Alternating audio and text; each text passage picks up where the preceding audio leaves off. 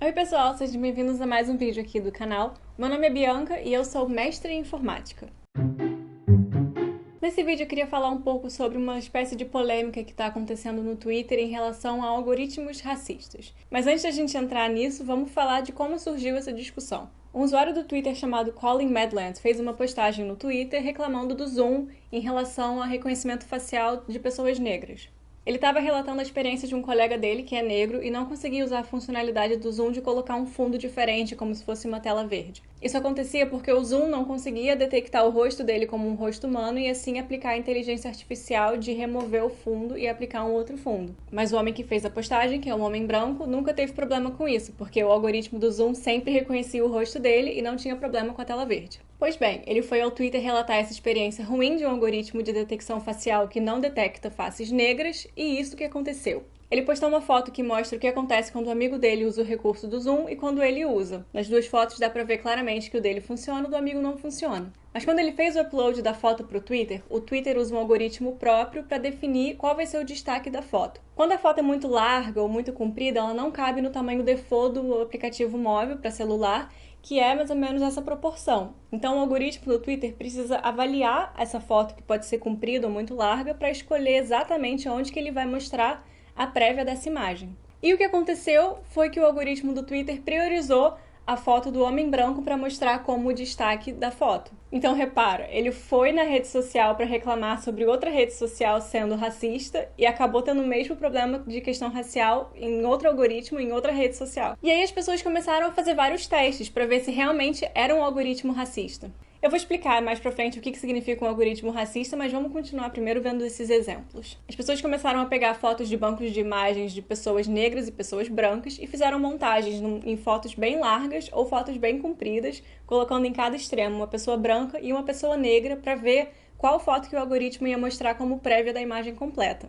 E na maioria dos casos, o algoritmo optou pela foto da pessoa branca para mostrar a prévia da imagem. Várias pessoas fizeram testes trocando a posição das imagens, colocando negro em cima, branco embaixo, branco em cima, negro embaixo, trocando assim as imagens, várias combinações para ver o que o algoritmo ia fazer. Teve um exemplo impressionante que a pessoa colocou 6 fotos de um homem negro e uma foto de um homem branco, e ainda assim o algoritmo escolhia a foto do homem branco para representar a imagem completa. Teve outros exemplos bizarros, tipo comparar um homem negro com pintado de branco, e o algoritmo priorizou o homem negro pintado de branco. E alguém disse, eu descobri que o algoritmo é por sorriso, colocando um homem negro sorrindo e o homem branco sorrindo, e o algoritmo priorizou o homem negro sorrindo. E por que isso aconteceu? Agora é que a gente começa a entrar na parte do algoritmo mesmo. Esses algoritmos de inteligência artificial funcionam na base da caixa preta. Tem esse nome porque é algo que a gente não consegue ver através, não é transparente e funciona lá da própria maneira que ninguém consegue entender como. Esses algoritmos aprendem sozinho a classificar imagens e a detectar e a escolher exatamente qual vai ser a prévia que ele vai representar no Twitter. Mas eles aprendem sozinho com base nos dados e no material que um ser humano, ou vários seres humanos, ou uma companhia, fornece para esse algoritmo conseguir aprender. Esse material é chamado de base de treinamento e são milhões de imagens de pessoas e cachorros e qualquer coisa, tudo catalogado bonitinho, para o algoritmo entender mais ou menos os padrões e a partir daí conseguir detectar sozinho. Inclusive eu tenho aqui no canal um vídeo que eu entro mais em detalhes sobre algoritmos de reconhecimento facial. Clica aqui para assistir. O grande problema da inteligência artificial, além do fato de você não conseguir saber muito bem como que ele fez os cálculos e como que ele chegou no resultado, que é a questão da transparência, é a questão do modelo, a questão do treinamento. Um algoritmo mal treinado pode ser um algoritmo que recebeu muito mais fotos de pessoas brancas do que de pessoas negras ou asiáticas ou o que quer que seja. A mesma coisa poderia acontecer com homens e mulheres. Um algoritmo muito treinado com um homem pode ter mais dificuldade em identificar mulheres e vice-versa. Então, o que acontece com o algoritmo do Twitter e do Zoom? Provavelmente eles foram treinados com muito mais dados de pessoas brancas, ou seja, eles são ótimos para identificar pessoas brancas, e provavelmente não foi treinado assim tão bem para pessoas negras. E eu vi muita gente falando, não, é por causa da luz, e aí gente negra tem a pele mais escura, e aí confunde com o fundo, e aí pessoa branca é mais fácil. Pera lá. Se você treinar com muitos dados de pessoas negras um algoritmo de inteligência artificial, não tem por que ele não conseguir identificar pessoas negras. Isso de iluminação seria verdade se um algoritmo fosse treinado só para rostos claros e quando você dá um rosto escuro ele não consegue identificar. Mas é aí que está o problema, porque você tem que treinar ele com dado de todo mundo, de todas as etnias e todas as pessoas de várias culturas, com vários penteados, com um monte de coisa diferente. Porque a sociedade é muito diversa, então não adianta você focar em um padrão de pessoa que não vai funcionar para o resto do mundo. E voltando sobre a questão do sorriso, aquele homem negro que foi priorizado em cima do homem branco sorrindo, a pessoa disse, descobri, então é pelo sorriso. Aí entra de novo a questão da transparência. A gente não sabe como que o algoritmo prioriza e como que ele avalia e como que ele decide qual vai ser o destaque. É a tal da caixa preta, ele faz isso de acordo com o aprendizado que ele teve. Então, por isso é muito difícil você entender exatamente como que ele funciona, como que ele vai priorizar, mas o fato é, de maneira geral, ele parece estar priorizando pessoas brancas do que pessoas negras. E por mais que a gente não consiga ter certeza da explicação por trás lá da escolha do algoritmo, se a gente souber que ele foi mal treinado, já está aí a explicação. Teve até um representante do Twitter que respondeu na thread original dizendo que isso é 100% nossa culpa, do Twitter. Ou seja, realmente o modelo realmente foi mal treinado. E agora, fugindo um pouco da conversa sobre modelos, será que esse algoritmo do Twitter faz sentido? Se você tiver uma foto realmente com 2 pessoas, uma em cada canto, você precisa escolher uma para priorizar?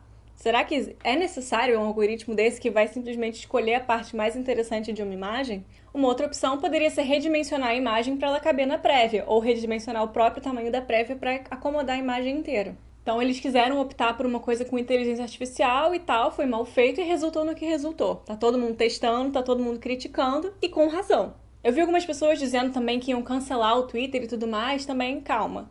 Essa questão de inteligências artificiais mal treinadas é muito comum, mas o importante é que um representante da empresa já disse que eles iam resolver o problema. Então não é que o Twitter é racista. O algoritmo foi treinado de uma maneira totalmente enviesada, ou seja, ele priorizava pessoas brancas e, por consequente, os resultados também priorizam pessoas brancas.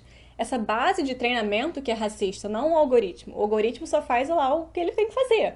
Por isso, é super importante a gente estudar esse tipo de coisa, estudar esses algoritmos, estudar mais ou menos como eles funcionam para evitar que esse tipo de coisa aconteça.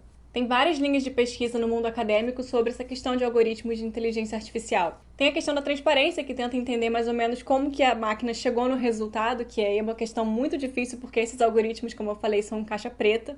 Tem também a questão de quem é a culpa se alguma coisa dá errado. É da máquina, que não é uma pessoa, é de quem fez, é da empresa, isso também não é muito claro. E tem também a questão do algoritmo ser o mais justo possível, que tem a ver com os dados de treinamento desse algoritmo, mas também os cenários de aplicação.